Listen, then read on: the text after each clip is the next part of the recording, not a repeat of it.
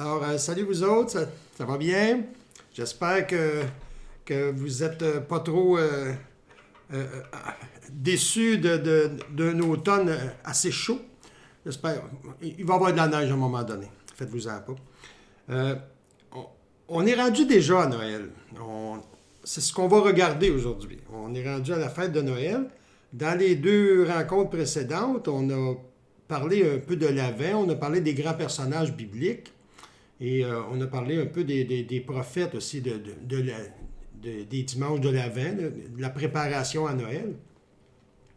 Alors ce matin, on va faire une petite rétrospective. Là. On va regarder, on va faire une vue d'ensemble dans la Bible, donc, ce qu'on appelle la partie, la partie avant Jésus, l'Ancien Testament. On va regarder cette partie-là, on va faire un petit survol. Puis pour se rendre justement à l'événement de Noël. On pourrait le faire comme en 5 étapes à peu près. Tout d'abord, on va regarder. On a eu dans la Bible, à un moment donné, il y a des écrits qui ont été faits. On a fait des écrits sur la création, toute la création de l'univers, de la terre, des animaux, les choses comme ça. On a eu des grands personnages aussi. On avait parlé justement de Moïse, qui a fait sortir le peuple hébreu d'Égypte, la libération du peuple. On a eu un grand personnage aussi. On a eu dans l'histoire, il y a eu des textes qui ont été écrits sur David, le roi David, et son histoire.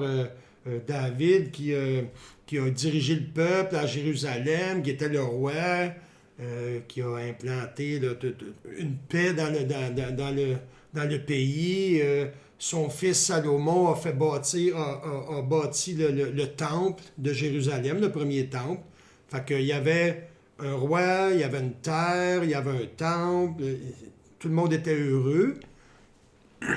Et à un moment donné, le deuxième volet, ce fameux peuple-là a été expulsé de son pays. Il y a un autre pays qui en a pris possession et ils ont mis tout ce monde-là dehors, ce qu'on a appelé l'exil. Ça veut dire qu'ils ont été carrément expulsés dans un autre pays. C'est à peu près comme si on vous prenait dans votre maison puis qu'on allait vous reconduire en Ontario.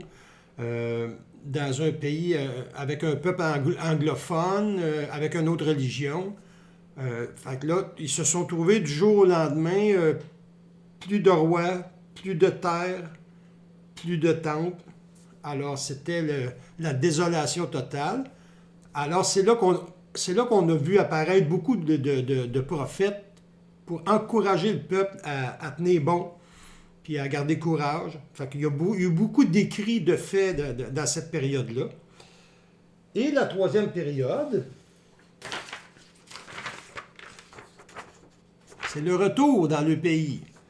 Il y a un roi qui est arrivé, puis qu'ils ont battu l'autre pays, puis il a décidé de libérer ce peuple-là. Vous pouvez retourner dans votre pays. Alors, c'est le retour. Et accompagné de plusieurs écrits sur le retour en terre en Israël.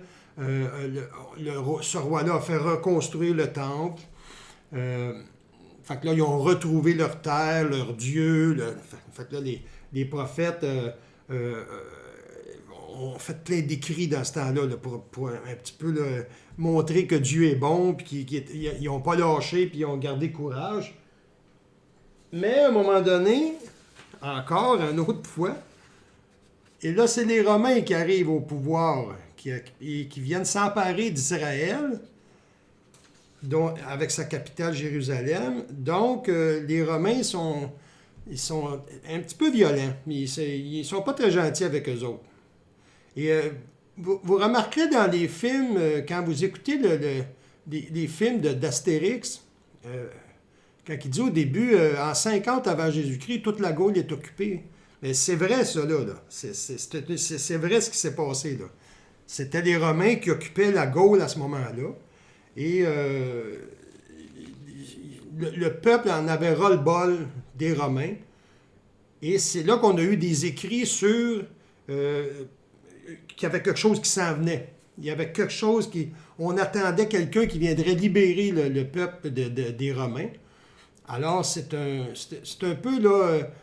on a comme réécrit les choses. Hein? Quand on a... au début, on a écrit la création, mais quand ils ont été déportés, qui ont été expulsés de leur pays, ils l'ont réécrit d'une autre façon. C'est ça l'Ancien Testament. Il y a beaucoup de textes qui ont été réécrits puis qui ont été refaits. Et c'est ce qui donne un peu toute la couleur des grands textes de l'Ancien Testament. Et là, les Romains, ils sont au pouvoir. Là. On est très, très proche là, de l'arrivée de Jésus. Là. Et c'est justement notre 5e étape. Les prophètes l'avaient annoncé. Alors, c'est le Messie qui arrive au pouvoir, en fait, qui vient au monde et que le monde attendait. Et il attendait de lui que ce serait un roi. Puis c'est sûr qu'ils ont probablement été déçus un petit peu parce que Jésus est venu beaucoup plus à parler de Dieu et de la paix et de l'amour, et non un roi politique qui viendrait chasser les Romains avec des lances et des... Alors, quand on arrive à la crèche, quand on arrive à Noël, à la naissance de Jésus, c'est vraiment le Messie qui était attendu. Alors, au moment où ça arrive, il y a un roi qui règne à cette époque-là. Là. Le roi s'appelle Hérode, et c'est un roi pas fin. Il est vraiment pas fin, c'est un fou, celui-là. Puis c'est un sanguinaire, il est violent, puis c'est un fou. Puis là, au moment où Jésus arrive au monde, c'est le roi Hérode qui mène sur Jérusalem, sur Israël. Alors, c'est un peu là, le contexte un peu politique. Là, à la fin de l'Ancien Testament, quand Jésus arrive, on a Jean-Baptiste qui est là, qui va venir au monde à peu près en même temps que lui, et on a le roi Hérode qui règne là, à ce moment-là. Fait que c'est un petit peu le portrait général de ce qu'on a vu un peu cet automne sur l'Ancien Testament. Alors, on se retrouve pour une autre vidéo.